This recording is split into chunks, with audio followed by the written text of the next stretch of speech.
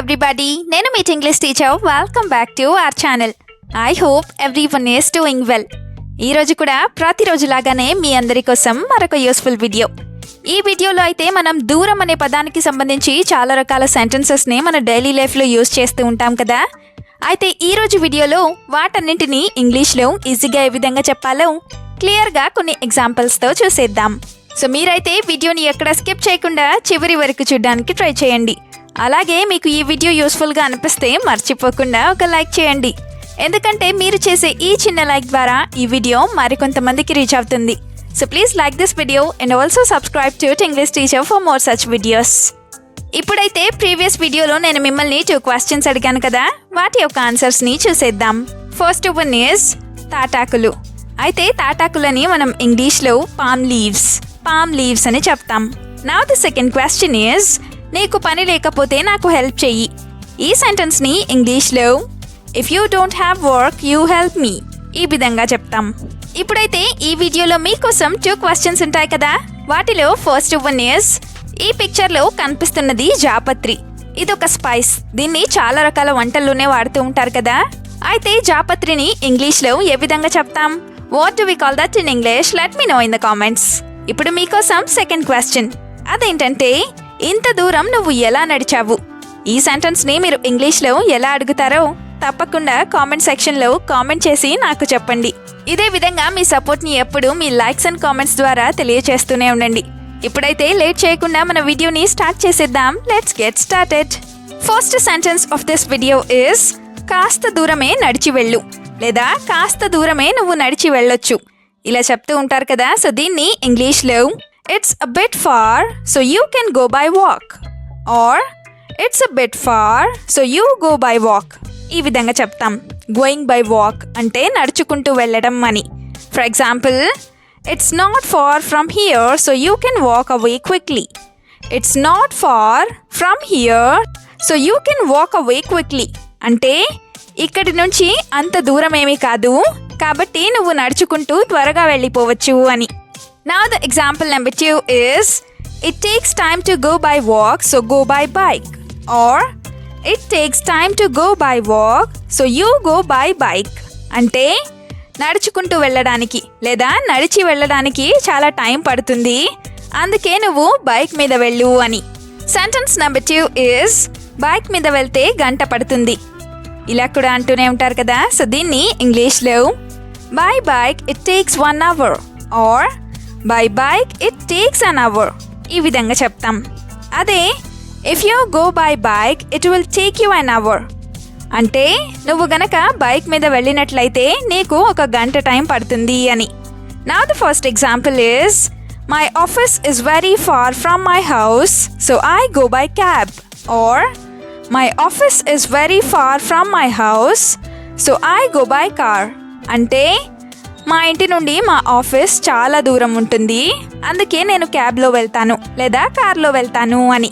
Now the example number 2 is I get irritated when I travel so far to go to the office every day. I get irritated when I travel so far to go to the office every day అంటే ప్రతిరోజు ఆఫీస్కి అంత దూరం travel చేయడం వల్ల నాకు చిరాకు వచ్చేస్తుంది అని.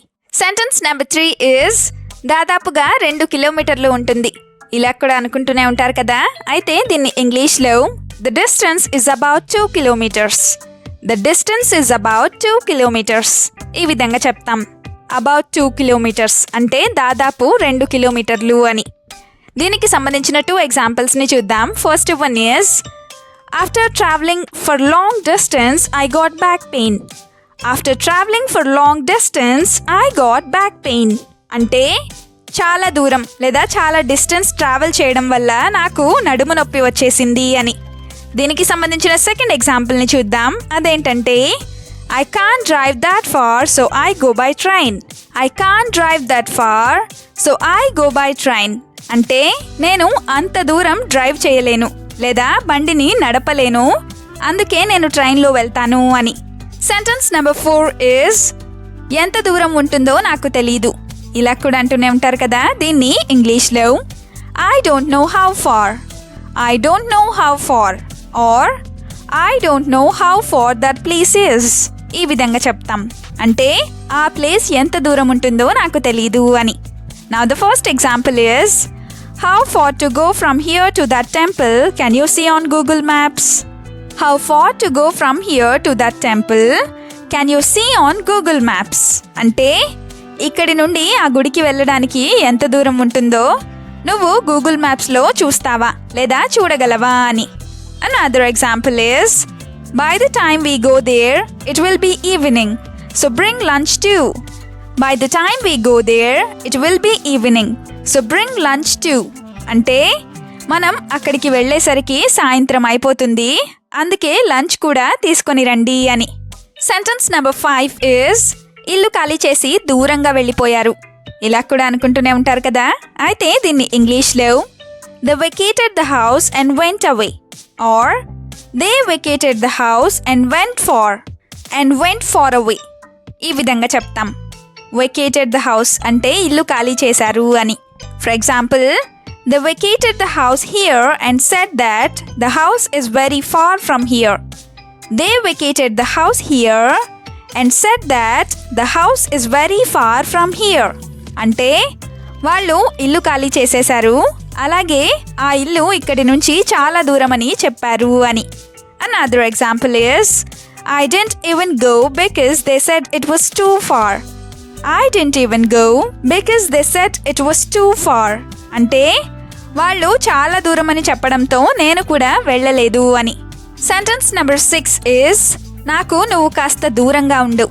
ఇలాంటి సెంటెన్సెస్ని కూడా యూస్ చేస్తూ ఉంటారు కదా. సో దీన్ని ఇంగ్లీష్లో stay away from me or you stay away from me ఈ విధంగా చెప్తాం.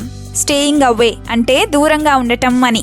For example, I feel so peaceful when I am away from you.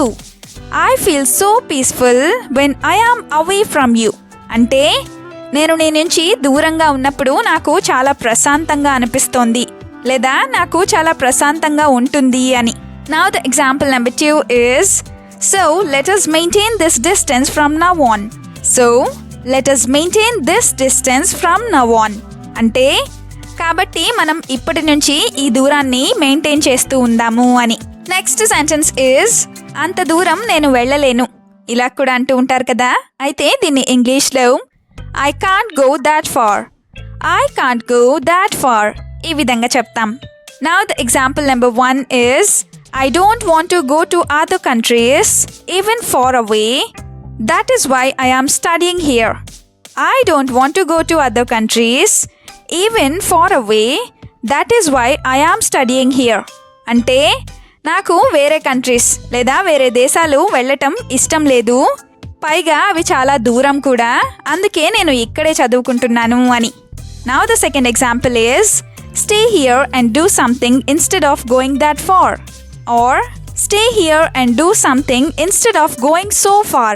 అంటే అంత దూరం వెళ్లే బదులు ఇక్కడే ఉండి ఏదో ఒకటి చేసుకో లేదా ఏదో ఒక పని చెయ్యి అని. Now the last sentence is, bike లేదు అందుకే కార్లో వెళ్తాను. ఎక్కడికైనా బయటికి వెళ్తూ ఉన్నప్పుడు ఇలా అంటూ ఉంటారు కదా. అయితే దీన్ని ఇంగ్లీష్లో I don't have a bike so I go by car. I don't have a bike so I go by car ఈ విధంగా చెప్తాం.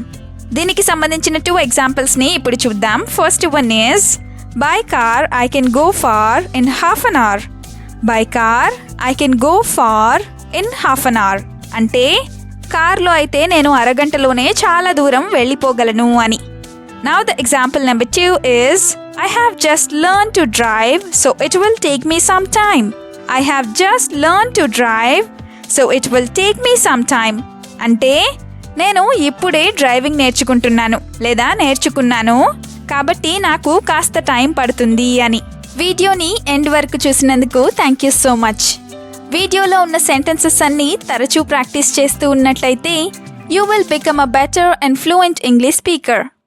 ఈ వీడియో మీకు ఏ విధంగా అనిపించిందో మీ ఫీడ్బ్యాక్ని మాత్రం తప్పనిసరిగా కామెంట్ సెక్షన్లో కామెంట్ చేసి చెప్పండి. We'll meet you again with the useful and interesting video. Until then, keep learning, keep practicing and keep supporting Tinglish Teacher. Have a good day. Bye-bye.